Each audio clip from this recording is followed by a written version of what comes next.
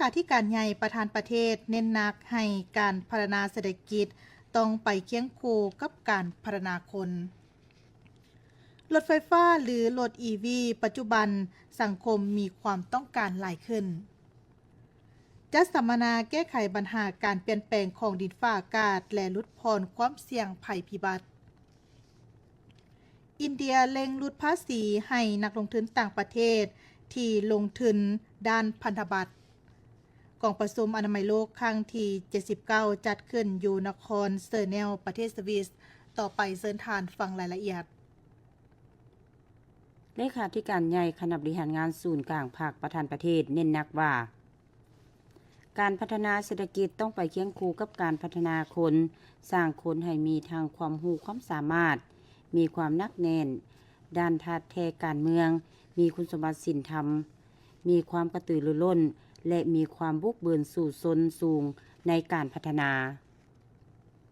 ในโอกาสมีคำเพลไขกองประชุมครบคณะครั้งที่3ของคณะบริหารงานศูนย์กลางภาคสมัยที่12ในวันที่19พฤษภาคมนี้ที่ห้องว่าการศูนย์กลางภาคสหายทองรุ่นศรีสุริตเลขาธิการใหญ่คณะบริหารงานศูนย์กลางภาคประธานประเทศยกให้เห็นว่าสิ่งสำคัญต้องให้คนภายในชาติได้รับผลประโยชน์อย่างสมเหตุสมผลจากการพัฒนาเพื่อให้คนกลายเป็นกำลังแรงที่แท้จริงของการพัฒนาเพื่อบรรลุทิศนำนั่นต้องก่อสร้างรากฐานการเมืองสร้างความเข้มแข็งแต่รากฐานขึ้นมาเอาประชาชนเป็นกกเอาชนบทเป็นเป้าหมายการพัฒนาอย่างมีแผนการและมีจุดซูมที่จะแจ้งการพัฒนาเศรษฐกิจต้องไปเคียงคู่กับการพัฒนาคนสร้างคนให้มีทั้งความรู้ความสามารถมีความหนักแน่นทางด้านธาตุแท้การเมืองคุณสมบัติศีลธรรมปฏิบัติมันสำคัญต้องให้คนในชาติได้รับผลประโยชน์อย่างสมเหตุสมผลจากการพัฒนาเพื่อให้คนกลายเป็นกำลังแห่งที่แท้จริงของการพัฒนาประเทศเพื่อบรรลุทิศนำนั้นต้องมีการสร้างรากฐานการเมืองสร้างความเข้มแข็ง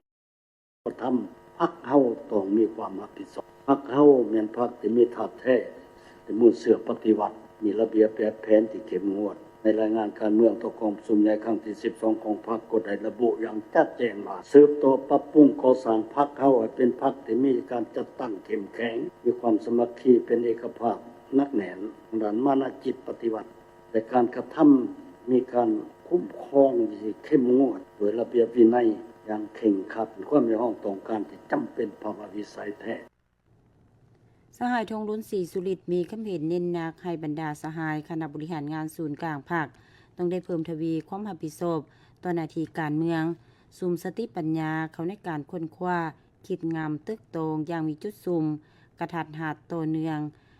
ในด้านต่างๆให้มีความเลิกเซิงนักเน้นให้กลายเป็นสติปัญญาล้วนหมู่ของศูนย์กลางภาคในการบูรณะแนวทางแผนนโยบายเพื่อเป็นทิศชี้นำให้แก่การพัฒนาขยายและจัดตั้งปฏิบัติให้ปรากฏผลเป็นจริง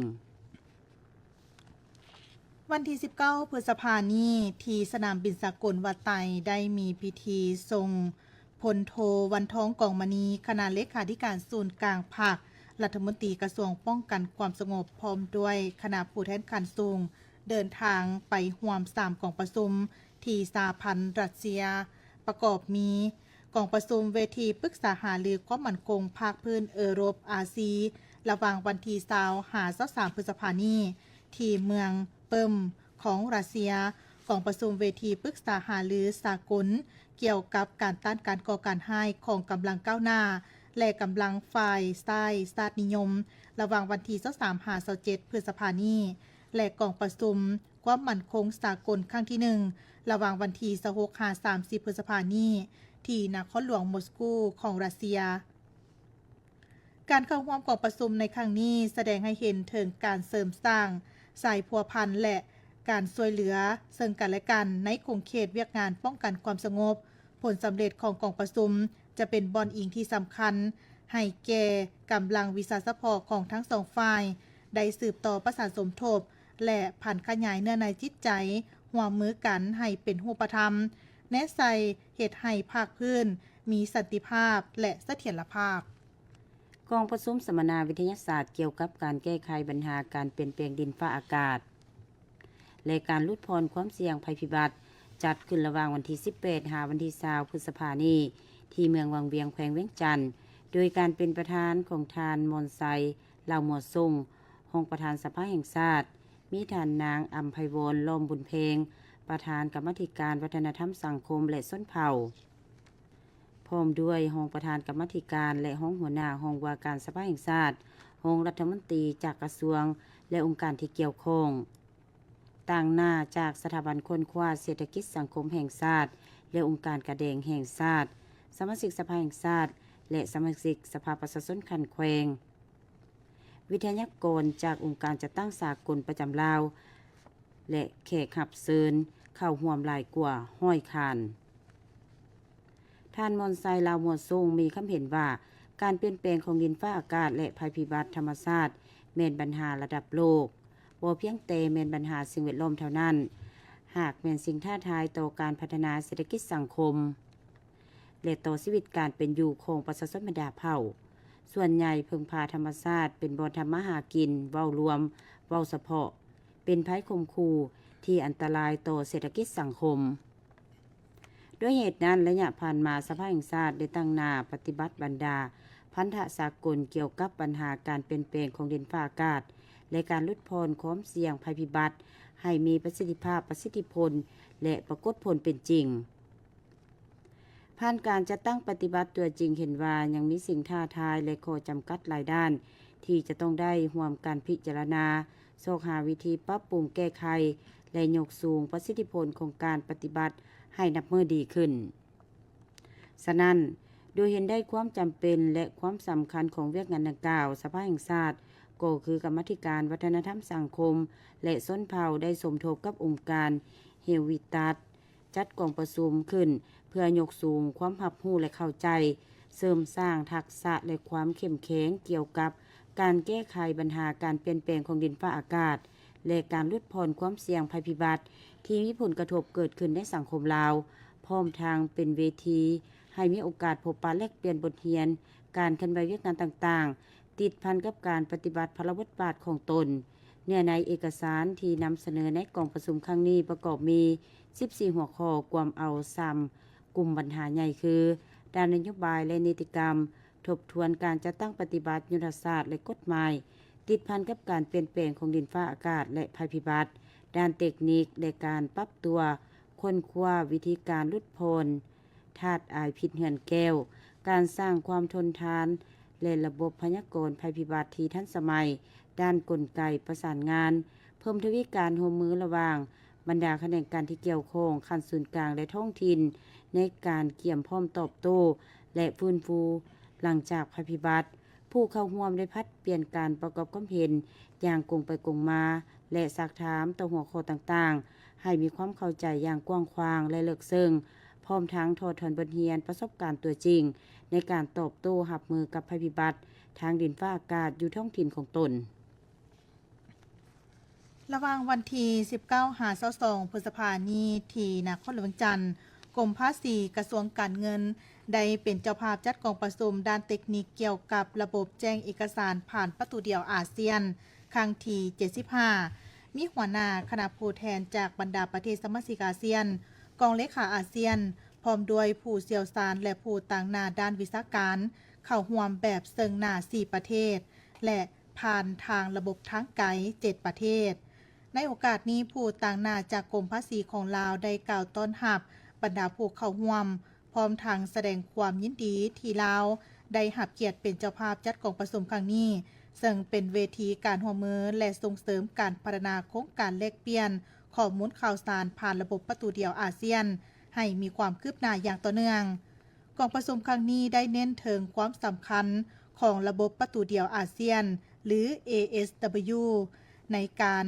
ส่งเสริมการเชื่อมโยงด้านเศรษฐกิจของภาคพื้นการอำนวยความสะดวกด้านการค้าและการเพิ่มประสิทธิภาพเวียกงานภาษีของบรรดาประเทศสมาชิกอาเซียนผ่านการร่วมมืออย่างใกล้ชิดความไว้วางใจร่วมกันและการพัฒนาด้านนวัตกรรมบรรดาประเทศสมาชิกอาเซียนได้บรรลุผลสำเร็จหลายด้านในการปรับปรุงขั้นตอนและคอร์สบริการ สำหรับการค้าข้ามแดนและลดผ่อนอุปสรรคทางด้านนิติกรรมที่ซับซ้อนและเอกสารที่บ่จำเป็นกองประชุมครั้งนี้ยังเป็นเวทีสำคัญในการแลกเปลี่ยนบทเรียนประสบการณ์และแนวทางปฏิบัติที่ดีรวมทั้งการร่วมมือกันแก้ไขปัญหาด้านเทคนิคเพื่อให้เชื่อมโยงระบบประตูเดียวอาเซียนมีความปลอดภัยสามารถเฮ็ดเวียกร่วมกันได้และรับประกันผลประโยชน์ร่วมกันของบรรดาประเทศสมาชิกอาเซียนในฐานะเป็นเจ้าภาพจัดกองประชุมกรมภาษีของลาวยืนยันความมุ่งมั่นในการสืบต่อสนับสนุนการดำเนินเวียกประตูเดียวอาเซียนให้มีผลสำเร็จและพัฒนาให้ก้าวหน้าต่อไปเพื่อร่วมกันสร้างประชาคมอาเซียนที่มีความเชื่อมโยงทันสมัยและสามารถแข่งขันได้หลายขึ้นกระทรวงแรงงานและสวัสดิการสังคมร่วมกับองค์การแรงงานสากลหรือ ILO ภายใต้การสนับสนุนทุนและวิชาการจากรัฐบาลแคนาดาจัดกองประชุมปรึกษาหารือห่างยุทธศาสตร์แห่งชาติเพื่อป้องกันและลดล้างการนำใช้แรงงานเด็กและส่งเสริมเวียกงานที่มีคุณค่าสำหรับวัยหนุ่มอยู่ในลาวและระยะปี 2026-2035 และวิสัยทัศน์ฮอดปี 2040 กองประชุมจัดขึ้นระหว่างวันที่ 19 หาวันที่ 20 พฤษภาคมนี้ที่เมืองวังเวียงแขวงเวียงจันทน์ให้เกียรติเป็นประธานร่วมโดยท่านคำผัดโอลาซีหัวหน้ากรมคุ้มครองแรงงานกระทรวงแรงงานและสวัสดิการสังคมท่านเวียงประสิทธิ์ทิพสุดาผู้ประสานงานองค์การไอโลประจำลาวผู้เชี่ยวชาญผู้ต่างหน้าจากภาคส่วนเกี่ยวข้องพร้อมด้วยคณะวิชาการเข้าร่วมในกองประชุมครั้งนี้ท่านคำผัดโอลาซีมีคำเห็นเน้นหนักถึงความมุ่งมั่นและความรับผิดชอบของรัฐบาลลาวในการเชื่อมโยงกับภาคพื้นและสากลเพื่อแก้ไขและลดล้างปัญหาแรงงานเด็กให้หมดไปจากสังคมลาวอย่างยืนยงพร้อมทางสร้างโอกาสในการเข้าถึงการศึกษาและปรับปรุงการประสานงานให้มีประสิทธิผลกว่าเก่าในกองประชุมได้นำเสนอและปรึกษาหารือร่วมกันในหลายประเด็นสำคัญเป็นต้นการนำเสนอบททบทวนการจัดตั้งปฏิบัติแผนงานแห่งชาติในระยะผ่านมาและข้อสังเกตของคณะกรรมการผู้เชี่ยวชาญเกี่ยวกับการนำใช้สนธิสัญญาและข้อแนะนำขององค์การไอโลคณะกรรมาการแห่งชาติเพื่อความก้าวหน้าของแม่หญิงแม่และเด็กได้นำเสนอหางแผนดำเนินงานแห่งชาติสำหรับการป้องกันและลดล้างการฆ่ามนุษย์รูปแบบให้แห่งที่สุดอยู่ในกลุ่มเด็กน้อยอายุ 5 ปีเทื่อที่ 3 คือแต่ปี 2026-2030 ผู้เข้าร่วมได้พร้อมกันระดมความคิดประกอบความเห็นใส่หางยุทธศาสตร์แห่งชาติเพื่อป้องกันและลดล้างการนำใช้แรงงานเด็กโดยเน้นใส่เนื้อในบทวิจัยในแต่ละคงเขตเพื่อรับประกันให้ยุทธศาสตร์ฉบับนี้มีความสมบูรณ์สอดคล้องกับกฎหมายภายในสนธิสัญญาสากลและสภาพความเป็นจริงที่สามารถนำไปจัดตั้งปฏิบัติให้เกิดผลเป็นจริงได้ในระยะยาวกองประชุมครั้งนี้ถือเป็นขีดหมายสำคัญในการร่วมมือระหว่างภาครัฐบาลองค์การสากลและผู้สนับสนุนทุนเพื่อร่วมกันสร้างแผนยุทธศาสตร์ที่มีความหัดกลุ่มในสายปกป้องเด็กน้อยลาวให้พ้นจากการคุนหิดแห่งงานพร้อมทั้งสร้างอนาคตที่ดีและพัฒนาทรัพยากรมนุษย์ของชาติให้มีความเข้มแข็งในอนาคตรถไฟฟ้าหรือรถ EV ประเภทรถ2ล้อ3ล้อและ4ล้อเห็นว่าสังคมมีความต้องการสมใช้หลายในปัจจุบันเนื่องจากระยะผ่านมาประเทศเฮาพบวิกฤตสภาพน้ำมันขาดตลาดและมีราคาแพงเฮ็ดให้สังคมหันไปนำใช้รถไฟฟ้าหลายขึ้นท่านนางอำไพวันแก้วประดิษฐ์ห้องหัวหน้ากรมขนส่งกระทรวงโยธาธิการและขนส่งให้สัมภาษณ์ในโอกาสเข้าร่วมกองประชุมเวียกงานโยธาธิการและขนส่งทั่วประเทศปี2025-2026และพันขยายแผนพัฒนาแขนงการโยธาธิการและขนส่งระยะ5ปี2026-2030จัดขึ้นเมื่อบุรมณีอยู่นครหลวงเวียงจันทน์ว่าอิงตามคำแนะนำหรือคำสั่งของรัฐบาลที่กำหนดไว้ว่าฮอดปี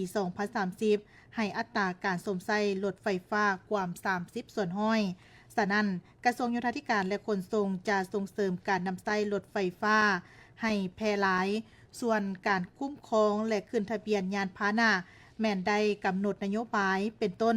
ค่าธรรมเนียมและค่าบริการเข้าในกิจการขนส่ง โดยจะลดภาษีถึง30ส่วนห้อยเพื่อให้สังคมหันมานำใช้รถไฟฟ้าหลายขึ้นการจัดตั้งปฏิบัติตามคำแนะนำหรือว่าคำสั่งของรัฐบาลจะมีมติ08ของรัฐบาลเนาะที่กำหนดออกว่าในปี 2030 ให้อัตราการนำใช้รถ EV นี่สูงถึง 30% ในนั้นจะมีคำสั่งของท่านนายกเกี่ยวกับเรื่องการส่งเสริมการนำใช้รถ EV ในด้านของกระทรวงโยธาที่เป็นผู้รับผิดชอบเกี่ยวกับเรื่องการคุ้มครองยานพาหนะและขึ้นทะเบียนพวกเขาก็ได้กำหนดนโยบายเกี่ยวกับเรื่องการนำใช้รถ EV ตัวอย่างว่าค่าธรรมเนียมค่าบริการที่การนำใช้รถ EV เข้าในกิจกรรมศูนย์ขนส่งหรือหยังกะยาต่างๆพวกเขาจะลดลง 30% เนาะในนั้นบ่เพียงแต่รถ EV จะมีรถไฮบริดที่เป็นการนำใช้ไฟฟ้าซากและก็ใช้น้ำมันฉะนั้นพวกเขาจะลดลงอีก 15% เนาะท่านนางอำไพวันแก้วประดิษฐ์ให้ฮู้ตื่นว่าการนำเข้ารถไฟฟ้ามันได้สมทบกับ3กระทรวงคือกระทรวงการเงินกระทรวงอุตสาหกรรมและการค้ากระทรวงโยธาธิการและขนส่งเฉพาะกระทรวงโยธาธิการและขนส่งก็คือกรมขนส่งแม่นเป็นผู้คุ้มครองกวดกาเกี่ยวกับใบยั่งยืนมาตรฐานความปลอดภัยมาตรฐานสิ่งแวดล้อมกวดกาใบอนุญาตเทคนิคและอื่นปัจจุบันแขวงสวรรณเขตได้รับการยกระดับหลายด้านในการพัฒนาระบบสาธารณสุขเฮ็ดให้ประชาชนบรรดาเผ่าภายในแขวงสามารถเข้าถึงตารางสาธารณสุขกว่าเกือบ100ส่วนห้อยดร.เตียงคำป้องวงศาห้องหัวหน้าแผนกสาธารณสุขแขวงสวรรณเขตให้ฮู้ว่าภายใต้การนำพาซี่นำอย่างใกล้ชิดของคณะภาคคณะนำแขวงสวรรณเขตเว้ารวมเว้าเฉพาะคณะนำแผนกสาธารณสุขแขวงเฮ็ดให้พื้นฐานโครงสร้างด้านสาธารณสุขได้รับการพัฒนาและยกระดับดีขึ้นเป็นก้าวๆโดยเฉพาะระบบการบริการคนเจ็บอาคารสถานที่ปิ่นปัวคนเจ็บเป็นต้นห้องหมอแขวงห้องหมอเมืองได้รับการก่อสร้างให้มีความทันสมัยมีห้องปิ่นปัวฉุกเฉินที่มีคุณภาพบุคลากรแพทย์หมอได้รับการยกระดับด้านความรู้ความสามารถอย่างต่อเนื่องและอื่นๆสำหรับผลสำเร็จทางด้านอื่นๆเนาะในเรื่องการบริการของการเจ็บเป็นนี่พวกเราก็ประสบผลสำเร็จได้เนาะในห้องหมอแขวงของพวกเรานี่ก็มีการพัฒนาเพิ่มขึ้นเนาะโดยเฉพาะทางด้านโครงสร้างพื้นฐานโครงสร้างการนำแขวงก็ได้ให้ความเอาใจใส่ในการปรับปรุงในสิ่งที่บ่ทันแทนเหมาะเช่นว่าเรื่องของ ICU บ่ของฉุกเฉินบ่ได้มีการพัฒนาดีขึ้นเนาะแล้วก็นอกจากนั้นเรื่องเกี่ยวกับสุขภาพแม่และเด็กทางของหมอแขวงก็ได้ปรับปรุงของสุขภาพเด็กแดงของเกิดลูกก็ถือว่ามีการช่วยเหลือจากองค์การสากลตัวนี้แล้วก็พวกเราจะใส่ในเรื่องการเรียนงานหาที่1พอใจนี่แหละเนาะมาฮอดปัจจุบันนี้เมื่อเบิ่งการปฏิบัติแล้วก็เทียบเสียว่าหางเสียงของประชาชนนี่ลดลงเนาะยังมีเพียงเล็กน้อยเนาะที่เป็นปัญหารวมปัญหารวมโดยเฉพาะในเรื่องการยาขาดยาบ่เพียงพออันนี้ก็ย้อนปัญหาทางด้านงบประมาณของพวกเราเนาะแต่ก็บ่เป็นปัญหาหลักพวกเราก็สามารถที่ว่าวางแผนแก้ไขได้ในระดับของหมอแขวงไปจนถึงของหมอเมืองดร.เตียงคำป้องวงศาให้ฮู้ตื่นว่าสำหรับการจัดตั้งปฏิบัติบรรดาตัวซีโบกในระยะผ่านมาที่ติดพันกับเวียกงานสาธารณสุขแขวงสวรรณเขตสามารถปฏิบัติได้9ตัวซีโบกสำเร็จโดยพื้นฐานในจำนวนทั้งหมด11ตัวซีโบกมีเพียงแต่2ตัวซีโบกเท่านั้นที่ยังบ่ทันเฮ็ดสำเร็จโดยเฉพาะตัวซีโบกด้านการซักยากันพยาธิและตัวซีโบกด้านอัตราการสวมใส่น้ำสะอาดคาดว่าในปีนี้จะจัดตั้งปฏิบัติให้สำเร็จโดยพื้นฐานต่อไปเชิญท่านฟังข่าวอากาศประจำวันจากวิชาการกรมอุตุนิยมและอุทกศาสตร์ความกดดันต่ำของอากาศร้อนปกคลุมอยู่ทุกภาคของประเทศลาวด้วยกำลังอ่อนหาปานกลางสมทบกับกระแสลมตะวันตกเฉียงใต้พัดปกคลุมซึ่งเฮ็ดให้จะมีฝนตกฟ้าร้องฟ้าเหลื่อมในระดับค่อยหาปานกลางอยู่ในแต่ละภาคและตกหนักอยู่บางท้องถิ่นเพราะมีลมพัดแรงเป็นบางโอกาสดังนั้นจึงแจ้งเตือนถึงประชาชนบรรดาเผ่าองค์การปกครองและองค์การจัดตั้งทุกภาคส่วนจงมีสติระมัดระวังต่อสภาพฝนตกฟ้าร้องฟ้าเหลื่อมฟ้าผ่ามะเข็บตกและลมพัดแรงอยู่บางท้องถิ่นขอให้ติดตามข่าวพยากรณ์อากาศจากกรมอุตุนิยมและอุทกศาสตร์อย่างต่อเนื่องภาคเหนือด้านตะวันออกอากาศเย็นในตอนเช้าและจะมีฝนตกฟ้าร้องฟ้าเหลื่อมในระดับค่อยหาปานกลางเพราะมีลมพัดแรงเป็นบางโอกาสเนื้อที่การปกคลุมของฝนตก50ส่วนห้อย อุณหภูมิระหว่าง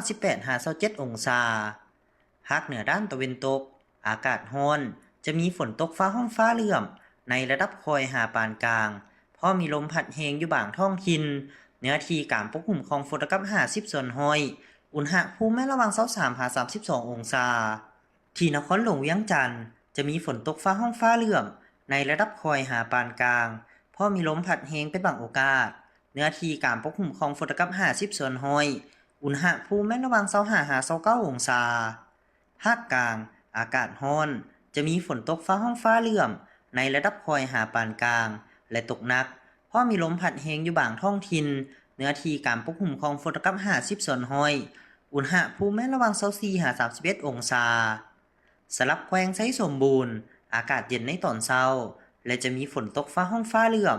ในระดับคอยหาปานกลางเพราะมีลมพัดแรงเป็นบางโอกาสเนื้อที่การปกคลุมของฝนกับ50ส่วนร้อยอุณหภูมิระหว่าง 20-29 องศาภาคใต้อากาศร้อนจะมีฝนตกฟ้าห้องฟ้าเหลื่อมในระดับคอยหาปานกลางเพราะมีลมพัดแรงอยู่บางท้องถิ่นเนื้อที่การปกคลุมของฝนกับ50ส่วนร้อยอุณหภูมิระหว่าง 25-33 องศาสำหรับเขตภูเพียงบริเวณอากาศเย็นในตอนเช้าและจะมีฝนตกฟ้าห้องฟ้าเหลื่อมในระดับคอยหาปานกลางเพราะมีลมพัดแรงเป็นบางโอกาสเนื้อที่การปกคลุมของฝนกับ50ส่วนร้อยอุณหภูมิระหว่าง 16-23 องศาแก้วนิกร มหาเจริญรายงานจากกรมอุตุนิยมและอุทกศาสตร์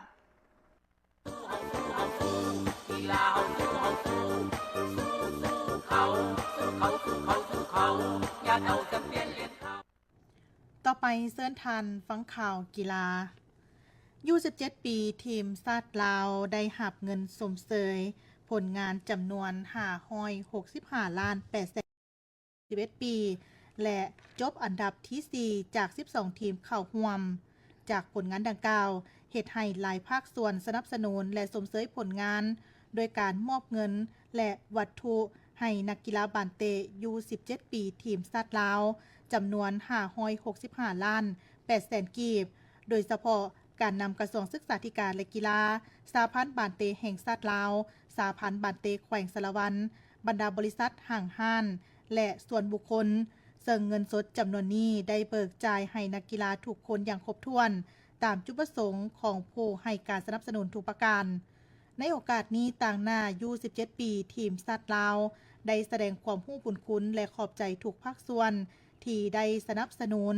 และให้กำลังใจทุกนัดที่แข่งขันหวังอย่างยิ่งว่าจะได้รับการสุขยุส่งเสริมและสนับสนุนจากทุกท่านในอนาคตเพื่อกักเกี่ยมความพร้อมเข้าร่วมการแข่งขันชิงแชมป์อาเซียน2027รอบคัดเลือกระหว่างวันที่12หา20พฤศจิกายนท้ายปีนี้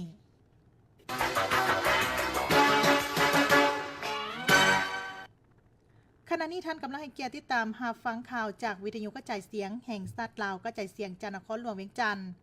ต่อไปเชิญทานฟังข่าวต่างประเทศตามข่าวต่างประเทศเมื่อบ่ดนมานี้รัฐบาลอินเดียพร้อมพิจารณาการลดภาษีครั้งใหญ่สำหรับนักลงทุนต่างประเทศที่ลงทุนด้านพันธบัตรอินเดียเพื่อปรับนโยบายให้เป็นสากลและดึงดูดเงินลงทุนให้ไหลเข้ามาประเทศหลายขึ้นข่าวรายงานให้รู้ว่ากระทรวงการเงินอินเดียพร้อมพิจารณาข้อเสนอของธนาคารกลางอินเดียอย่างจริงจังเพื่อสกัดกั้นบ่ให้เงินรูปีอ่อนค่าลงไปหลายกว่านี้ล่าสุดสกุลเงินรูปีได้อ่อนค่าลงอยู่ในระดับต่ำสุดเป็นประวัติศาสตร์ก่อนจะปรับตัวขึ้นเล็กน้อยตามข่าวจากต่างประเทศวันที่18พฤษภาคมนี้อิงตามข้อมูลอัตราแลกเปลี่ยนที่ธนาคารกลางอินโดนีเซียเปิดเผยแสดงให้เห็นว่าอัตราแลกเปลี่ยนต่อเงินดอลลาร์ของเงินรูเปียอินโดนีเซียได้ต่ำลงอย่างต่อเนื่องในหลายมื้อผ่านมาค่าเงินรูเปียได้ลดลงมาอยู่ระดับประมาณ 17,600 รูเปียต่อดอลลาร์ซึ่งเป็นจุดต่ำสุดในประวัติศาสตร์และความกดดันเงินเฟ้อของเงินรูเปียได้เพิ่มสูงขึ้นอย่างต่อเนื่องนักวิเคราะห์ตลาดชี้ให้เห็นว่าเงินดอลลาร์แข็งค่าขึ้นอย่างต่อเนื่องการไหลเวียนของเงินทุนสากลที่เพิ่มขึ้นเข้าสู่ทรัพย์สินสกุลเงินดอลลาร์และราคาน้ำมันสากลเพิ่มสูงขึ้นเฮ็ดให้ทุนต่างประเทศไหลออกจากตลาดอินโดนีเซียอย่างต่อเนื่อง ส่งผลให้ตลาดเงินของอินโดนีเซียมีความวุ่นวายและส่งแรงกดดันต่อเศรษฐกิจของประเทศหลายขึ้นในอนาคตตามข่าวต่างประเทศวันที่18พฤษภาคมนี้กองประชุมอนามัยโลกครั้งที่79จัดขึ้นอยู่นครเซิร์นแนวประเทศสวิตภายใต้หัวข้อปรับปรุงระบบสาธารณสุขทั่วโลกขึ้นใหม่และร่วมกันรับภาระหน้าที่กองประชุมครั้งนี้ได้ค้นคว้าพิจารณา60กว่าหัวข้อรวมทางพยาธิที่บ่ติด8สุขภาพจิตการคุ้มครองสุขภาพทั่วปวงชนการป้องกันและรับมือกับเหตุการณ์ฉุกเฉินด้านสาธารณสุขที่เกิดขึ้นรวมถึงการกักเกียมและปฏิบัติแผนงบประมาณศก2026-2027ขององค์การอนามัยโลกพร้อมด้วยหัวข้อบริหารต่างๆเช่นการกวดสอบและติดตามกวดกาทรัพยากรมนุษย์และอื่นๆตามข่าวจากต่างประเทศเมื่อบรมนีทานอาลีเซียนิวานโฆษกกระทรวงป้องกันประเทศอิหร่านเปิดเผยว่าอิหร่านบ่มีความกังวลใดๆเกี่ยวกับการจัดหาเสบียงอาหารและสินค้าที่จำเป็นพร้อมทางเน้นหนักว่าอิหร่านเป็นประเทศที่บ่สามารถถูกปิดล้อมได้ในขณะเดียวกันอิหร่านยอมรับว่าบางครั้งมีอุปสรรคเกี่ยวกับการนำเข้าสินค้าผ่านชายแดนทางภาคใต้แต่สินค้าประเภทพืชพันธุ์ธัญญาหารที่จำเป็นยังคงสามารถลำเลียงเข้ามาได้อย่างต่อเนื่อง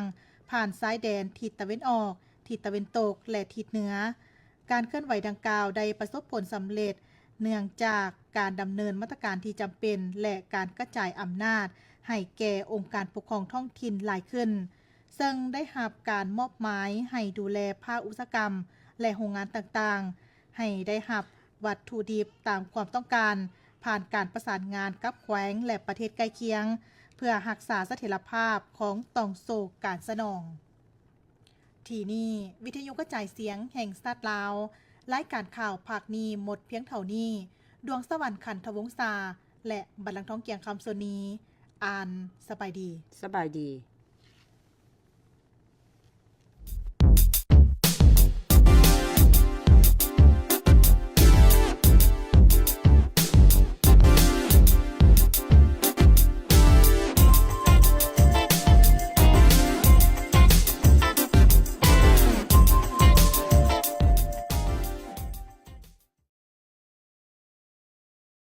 อยู่บ้านแม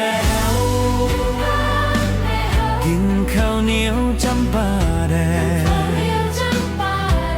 แต่ก็ยังแซ่บแต่ก็ยังนัวดีกว่าเป็นคอยสายเดือ